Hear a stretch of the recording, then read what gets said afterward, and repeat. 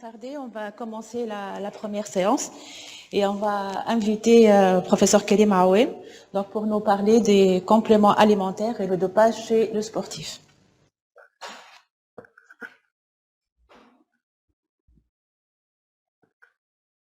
Merci, il m'est très agréable donc de venir entretenir et parler d'un sujet qui n'est pas vraiment de la pharmacologie, hein, c'est vraiment un sujet de la culture transversale qui est donc les compléments alimentaires qui sont très en vogue. Mon ami le professeur Elise Jaled m'a demandé s'il y a moyen de parler un peu de ce dilemme compléments alimentaires, dopage. Il y a des relations, donc on va essayer de démystifier un peu cette histoire tout au long de cette conférence. Moi aussi, j'ai vraiment découvert, j'ai beaucoup appris en préparant cette présentation, et donc j'espère que ça va vous plaire vous aussi.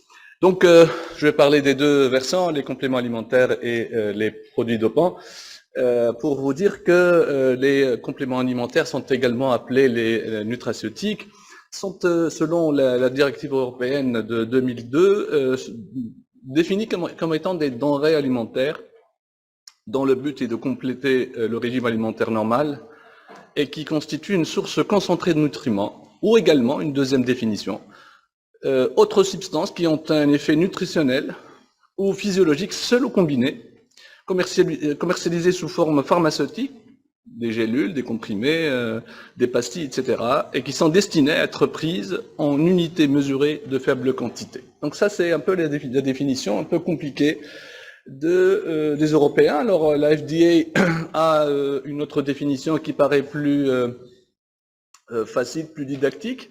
Donc je traduis, c'est toute substance qui est considérée comme étant un aliment, une partie d'un aliment, une vitamine, un minéral ou une plante qui offre des avantages pour la santé. Donc ça, c'est la définition du complément alimentaire d'une façon générale.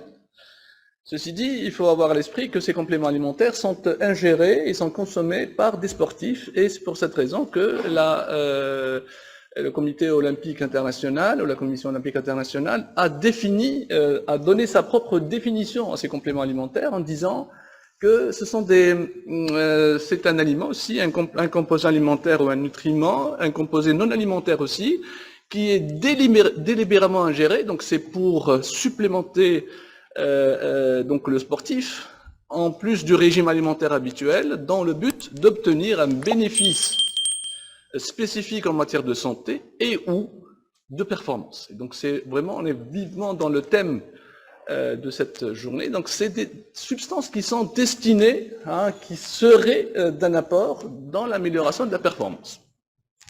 Alors, il s'agit de quoi? Il s'agit de vitamines, il s'agit de minéraux, il s'agit également de plantes, de substances à base de plantes également. Il peut s'agir aussi d'acides aminés et d'extraits d'acides aminés. Et également, on peut avoir carrément des protéines. Donc, c'est un peu une multitude, une variété de composés qui peuvent donc être utiles ou pourraient être utiles pour améliorer la performance du sportif. Alors, il faut distinguer le complément alimentaire de ce qu'on appelle l'alicament. L'alicament, c'est un peu différent, c'est tout aliment ou ingrédient alimentaire qui peut apporter un bénéfice sur la santé en plus de ses apports nutritionnels. Ils sont aussi appelés aliments fonctionnels, et donc c'est des aliments industriels, par exemple, qui peuvent se trouver dans l'industrie alimentaire, par exemple, les aliments qui sont enrichis en oméga 3, comme le beurre, par exemple, les aliments destinés à réguler le transit, les probiotiques, ajoutés, là aussi les probiotiques sont utilisés de plus en plus chez les sportifs, on va voir un peu l'évidence scientifique là-dessus. Donc également des alicaments qui sont naturels, donc on demande un peu aux uns et aux autres de consommer de la tomate, de l'ail, du thé, des oignons et que sais-je. Donc c'est des aliments ayant un but donc quand ils sont consommés d'une façon plus que prévu, ils sont appelés des alicaments. Seulement, chez le sportif, les choses ne sont pas donc aléatoires. Donc les instances sportives et médico-sportives ont catégorisé un peu ces compléments alimentaires en 4 catégories. Il y a les compléments ou le supplément de type A. Type A, c'est quand il s'agit de substances ayant un usage dans des situations spécifiques du sport soutenu par de bonnes évidences. C'est-à-dire que ce sont des produits ou des compléments alimentaires qui ont montré, dans la médecine factuelle, a mis en évidence des preuves scientifiques de leur effet positif sur la performance sportive. Donc, c'est un effet qui a été notoire et qui pourrait, selon l'évidence scientifique, apporter une valeur ajoutée aux sportifs. Alors,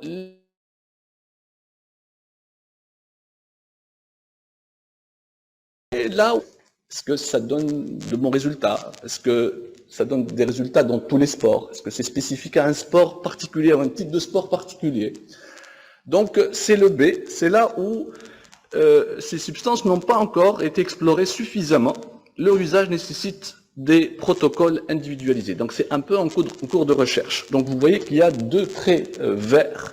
C'est pour dire que ces substances sont à donner. Hein, on peut les donner chez le sportif. Par contre, en bas, le C et le D, vous voyez que c'est des traits où le trait devient rouge. C'est pour dire que le C, c'est des suppléants, c'est des suppléments plutôt, des compléments qui, là où aucun ou presque pas de bénéfice dans le sport n'a été montré par la médecine factuelle, l'evidence-based medicine. Donc, ce ne sont pas des substances qui sont conseillées jusque-là, jusqu'à l'état de l'art actuel, ne sont pas conseillées chez le sportif. Et les D, les substances D, type D, eh bien, ce sont des substances qui sont complètement à déconseiller chez le sportif parce que, comme nous allons voir par la suite, on peut avoir des contrôles positifs parce qu'ils peuvent être riches en substances qui sont considérées comme étant des substances dopantes. Donc, voici un petit peu comment on catégorise ces compléments alimentaires chez le sportif. A, B, c'est des substances qu'on peut donner. A, avec une évidence scientifique notoire. B, c'est un peu moins. C, c'est à déconseiller. D, c'est à prohiber complètement. Alors, pour le A, alors vous voyez un peu les substances. Je ne sais pas si ça se voit. Alors, il peut y avoir des barres énergétiques, vous connaissez mieux que moi. Il y a aussi les gels, il y a aussi les boissons énergétiques, il y a aussi les produits de récupération tels que les snacks remplaçant les repas, c'est pour la récupération. La bêta-alanine, il y a aussi des minéraux comme le bicarbonate de sodium et le citrate de sodium. Alors le bicar, c'est alcalin, donc on augmente l'alcalinité du sang et donc on améliore un peu les performances on réduit cette acidité qui peut être responsable de la sensation de fatigue. Également la caféine. La caféine, c'est pas un complément qui est prohibé. Hein, on peut l'utiliser et ça a montré de bons résultats en termes d'amélioration de performance dans certains types de sports. La créatine, hein, tout le monde en parle. C'est pour la texture musculaire. Le glycérol, donc c'est cet alcool à base qui est la base des acides gras. Les probiotiques. Hein, les probiotiques, c'est aussi des micro-organismes hein, qui vont être utilisés pour... ils ont montré certains effets pour améliorer la performance dans certains sports.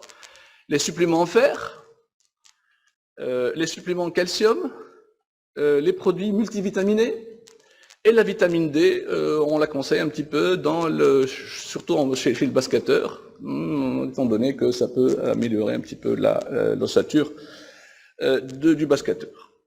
Les suppléments de type B, là où l'évidence elle est beaucoup moindre, eh bien il y a la carnitine, la glucosamine, l'huile de poisson, le jus de betterave rouge. C'est quelque chose qui est un peu en vogue apparemment et qui aurait des vertus sur l'amélioration de la performance. Et puis les polyphénols étant donc des produits aromatiques qui ont des vertus anticancéreuses, anti-inflammatoires et qui auraient des effets bénéfiques aussi en matière de sport. Donc A et B, c'est des substances qu'on peut prescrire sans aucun problème chez le sportif, espérant toujours avoir une amélioration de la performance. C'est par exemple les corsets toniques, ces corsets toniques qui sont normalement synthétisés par le diabétique, c'est des corps qui sont en rapport avec le métabolisme lipidique en l'absence du métabolisme glucidique, donc c'est des composés qui sont voués à être, enfin plutôt censés être énergisants. On les utilise, on a tenté de les utiliser chez les sportifs parce que ce sont une source d'énergie. Également le HMB, qui est un dérivé d'acide 2-aminé.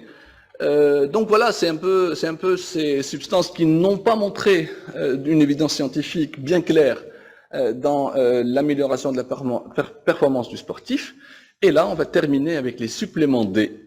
Et le supplément D le plus connu, donc c'est à prohiber complètement, c'est le colostrum. Donc le colostrum étant le premier lait. Je ne sais pas si vous le connaissez ou pas. Moi, je l'ai découvert comme.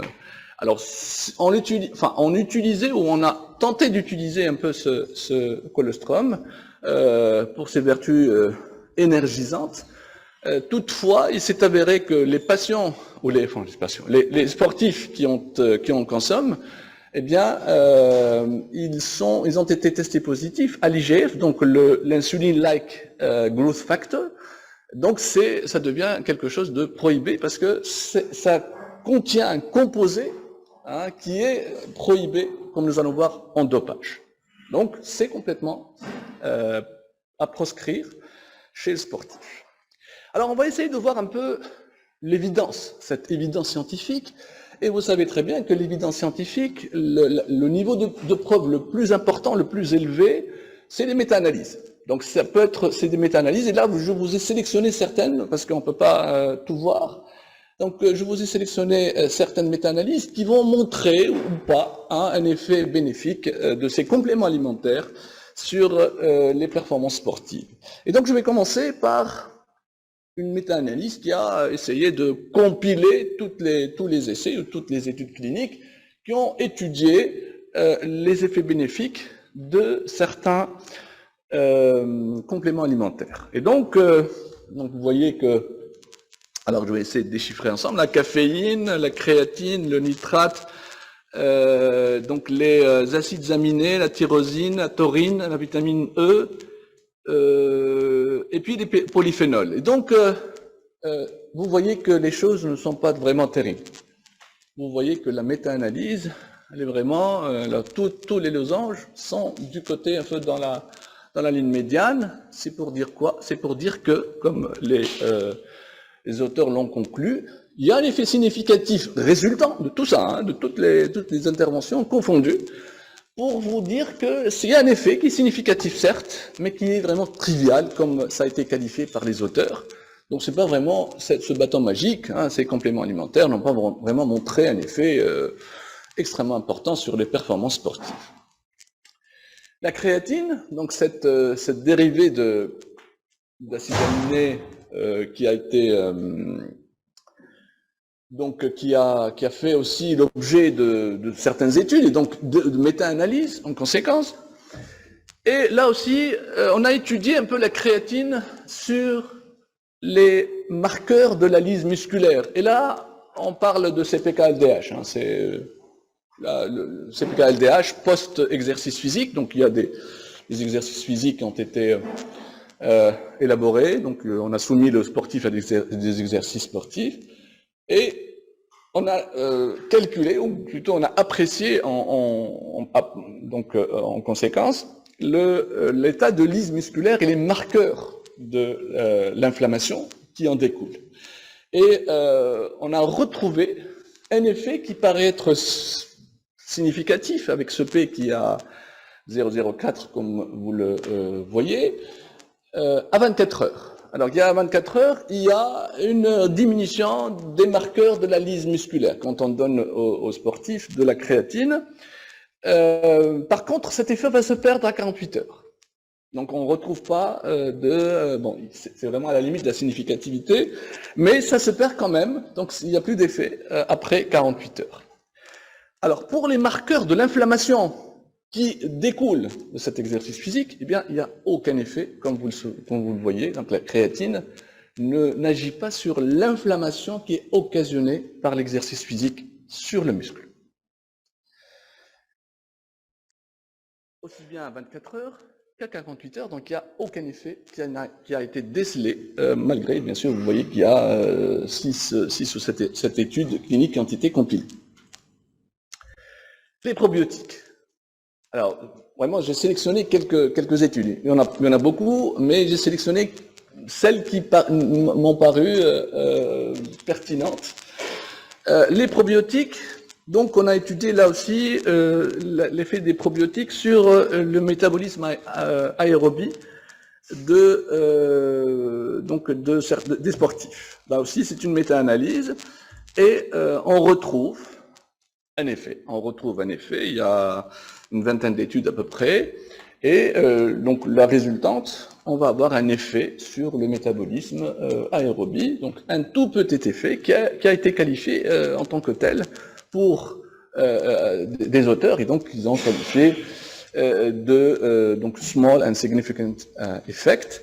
Donc il y a un effet, mais c'est pas un effet terrible, c'est pas un effet extraordinaire. On peut avoir quand même on peut en tirer certains avantages. La quercétine, c'est un polyphénol. Ça se trouve un peu partout. Je ne sais pas si vous l'utilisez chez vos sportifs. Ça figure dans les suppléments A. Donc c'est des polyphénols qui sont très connus pour avoir des effets anti-inflammatoires, anticancéreux, surtout antimitotiques. Et donc ils ont été testés chez le sportif aussi. Et donc ça se trouve un peu dans le Capre, dans le Lion Rouge, etc. Mais c'est commercialisé. Et là, donc, on va avoir cette méta-analyse qui a là aussi montré un effet, encore un effet très très faible, c'est significatif, mais ça reste tout de même un effet faible.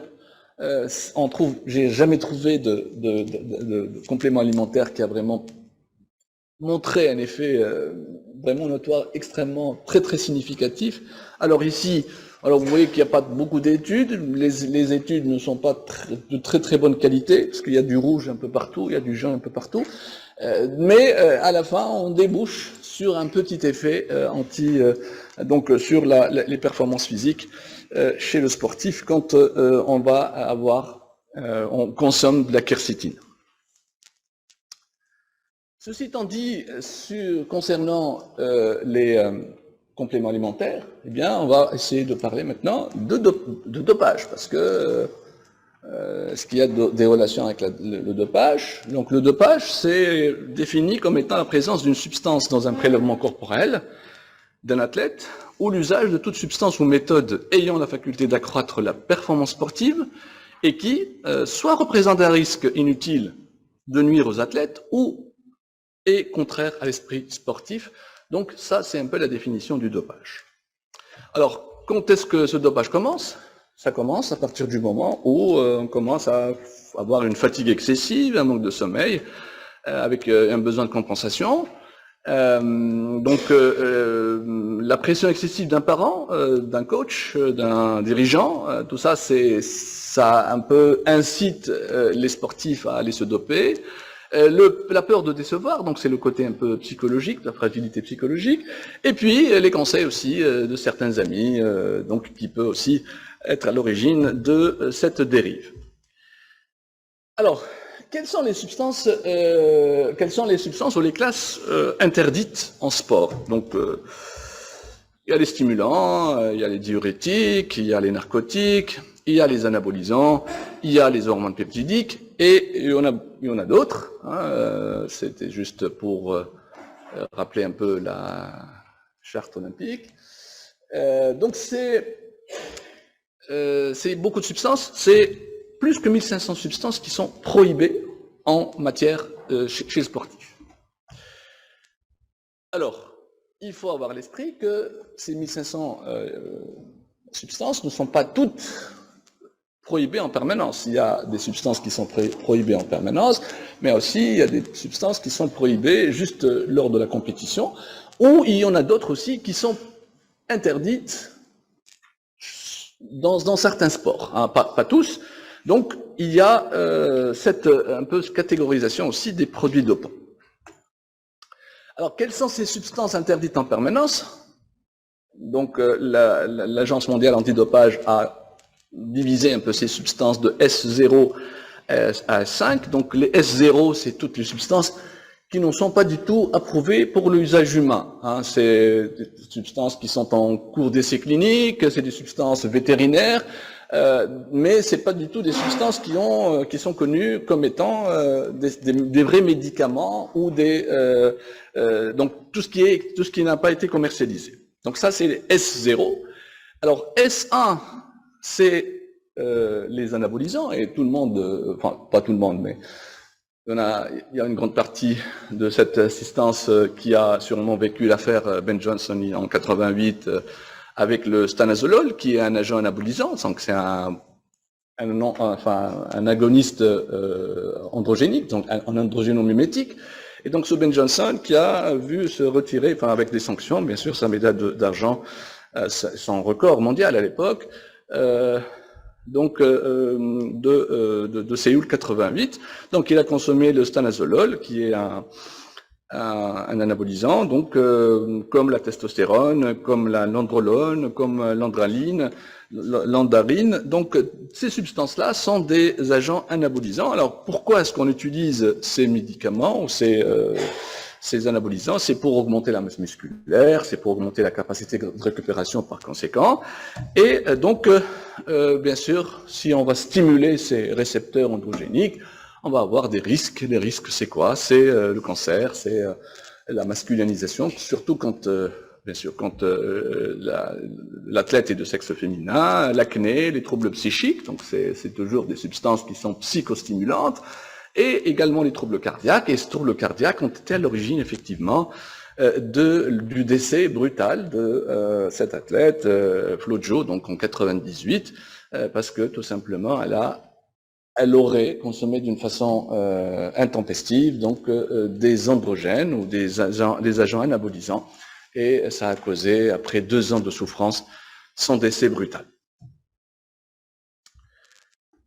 S2, c'est des hormones peptidiques, facteurs de croissance, substances apparentées mimétiques. Alors, on parle de quoi? On parle surtout donc d'érythropoïétine.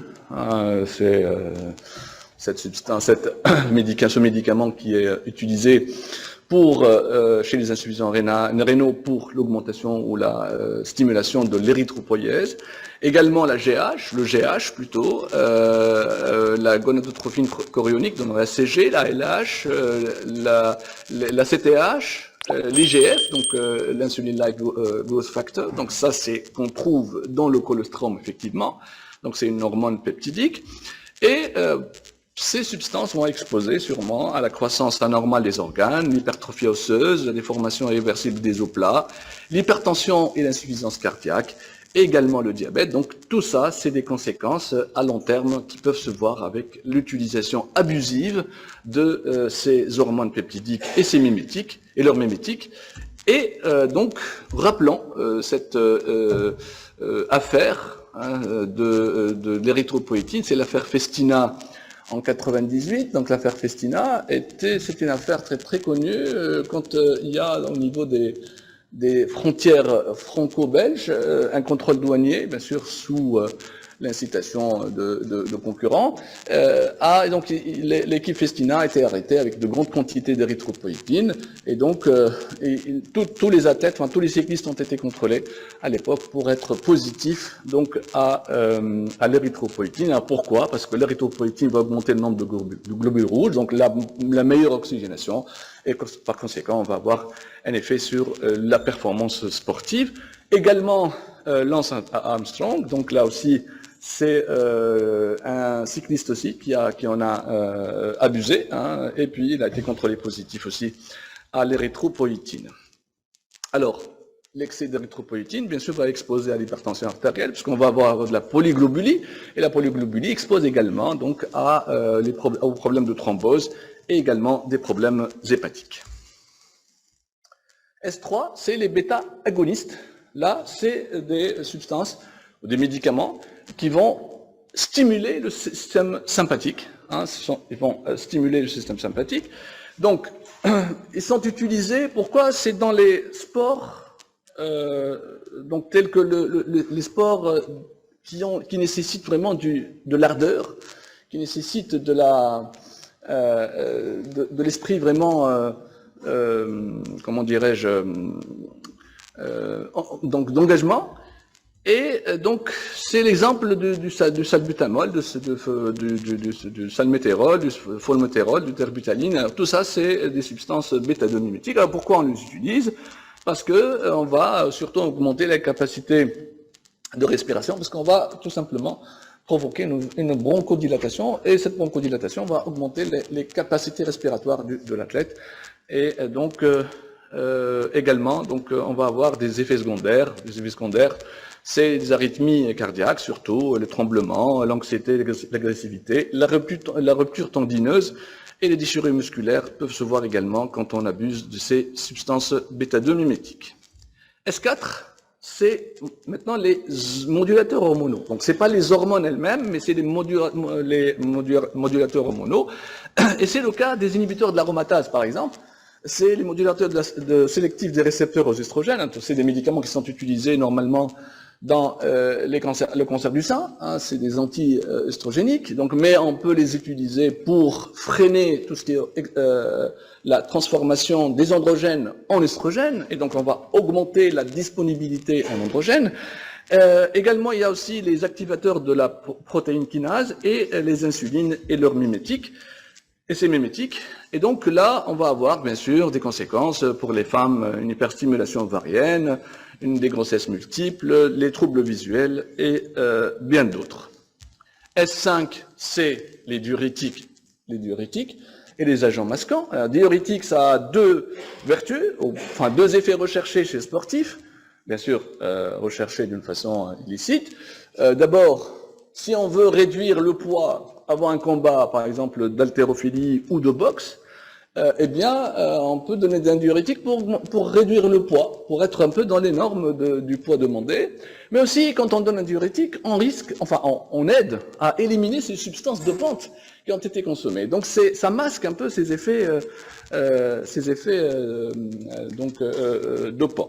Là, c'est le cas de ces haltérophiles bulgares qui ont vu leur médaille se retirer suite à leur contrôle positif en mannitol, donc le mannitol étant un diurétique osmotique, comme vous le savez. Et bien sûr, on peut avoir des effets secondaires, de la déshydratation avec les diurétiques, on va avoir de l'hypotension, parce qu'on va diminuer la volémie, et puis aussi la surdité, puisque la majorité de ces diurétiques sont des sulfamides, et vous savez que les sulfamides sont autotoxiques. Donc S0 à S5, c'est des substances qui sont prohibées en permanence, quel que soit, enfin en dehors et des cours et en avant de la compétition. Pour les substances S6 à S9, ce sont des substances qui sont utilisées qui sont interdites en compétition. Et c'est le cas, par exemple, des stimulants, la cocaïne, l'éphédrine, la méthyléphrine, les amphétamines. Donc, ce sont des mimétiques,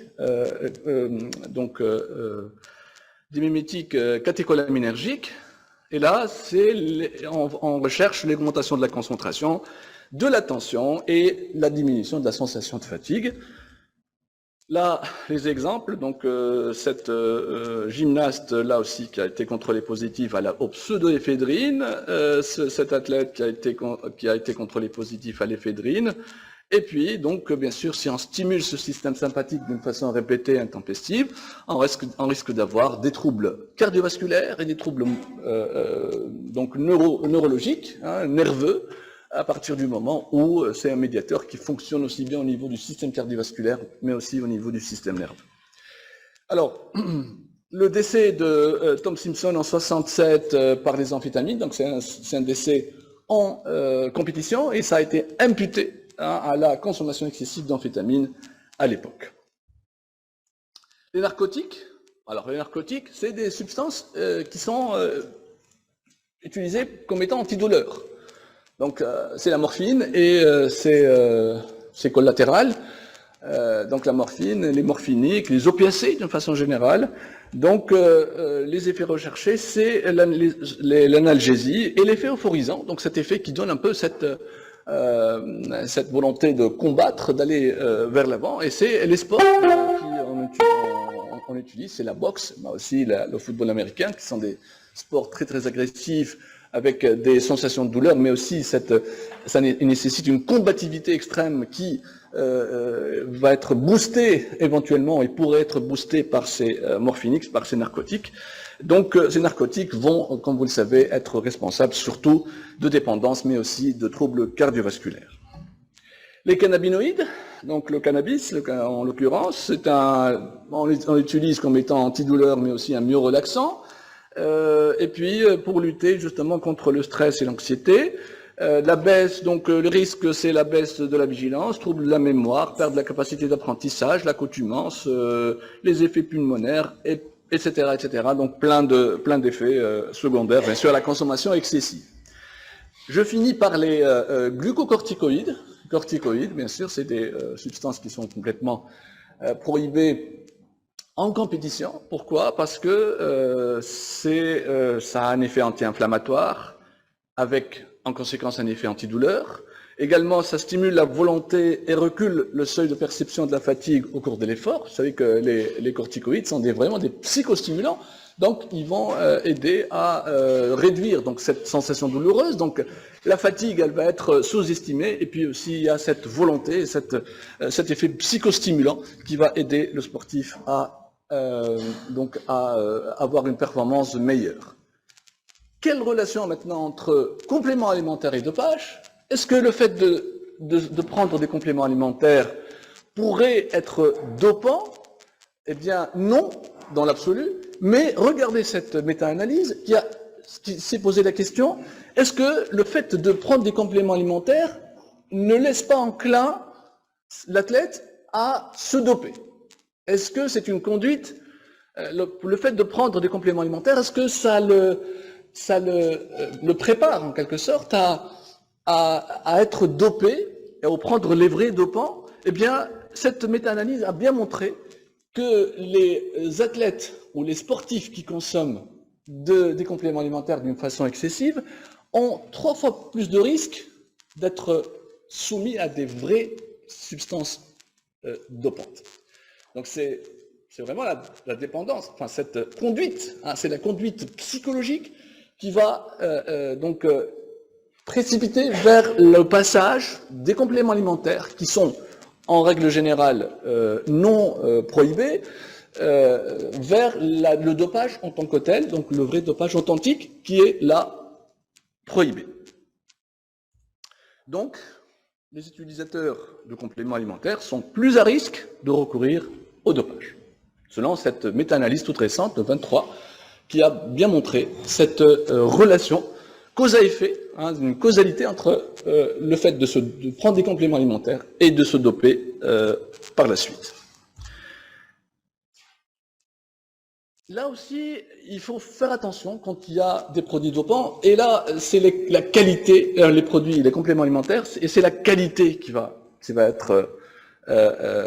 primer dans cette fois-ci de ces compléments alimentaires, parce que les compléments alimentaires peuvent contenir des substances interdites qui ne sont pas déclarées dans la notice, dans l'emballage. Et là, je vous montre un chromatogramme d'une analyse chimique d'un complément alimentaire. Là, on va retrouver des substances prohibées. Donc, en plus de la substance elle-même qui est considérée comme étant donc complément alimentaire, on va retrouver des pics, plusieurs pics d'hormones et de pro-hormones qui sont complètement prohibés chez le sportif. Donc, on contamine un peu ces produits d'une façon volontaire ou involontaire, bien sûr, surtout volontaire, et surtout les médicaments, enfin les compléments qui sont vendus sur Internet, ça a été montré, que ces compléments sont, il y a des adjuvants, mais c'est des adjuvants qui sont complètement prohibés quand il y a un contrôle antidopage. Donc, plusieurs athlètes qui ont été suspendus après avoir absorbé des compléments alimentaires contaminés, ils ne savent pas que c'est contaminé. Et donc, bien sûr, cette relation, c'est la dépendance psychologique inconsciente, comme on vient de dire avec cette méta-analyse. Alors, j'arrive à mes conclusions pour dire que les compléments alimentaires sont différents des produits dopants. Donc, dans l'absolu, des compléments alimentaires, on peut en consommer chez le sportif, mais les produits dopants, non. Les compléments alimentaires ne sont pas tous utiles en sport. Il y a une évidence vraiment très très faible. Il y a de la significativité, mais l'effet, le fait quantitatif, il n'est pas vraiment miraculeux. Il faut faire attention à la contamination, donc il faut vraiment acheter ou se procurer ces produits chez des fournisseurs qui sont avec des labels de qualité connus. Et puis, il faut savoir que les produits dopants sont complètement prohibés, mais en fonction de la situation, comme je vous ai dit, en permanence, en cours de compétition, aussi en fonction du sport en question. Et puis, il ne faut pas hésiter, quand vous avez des doutes sur la consommation de l'une ou de l'autre des substances, à consulter les bases de données. Et là, nous avons notre ANAD, donc l'Agence nationale antidopage tunisienne, qui dispose d'un site que j'ai parcouru. Il est vraiment très très bien actualisé et qui va renfermer un peu toutes les substances qui sont prohibées et les substances qui sont donc autorisées. Voilà, donc je vous remercie. Merci, professeur Awem, pour l'excellente présentation. Donc, on aura une petite discussion de 5 minutes s'il y a des questions.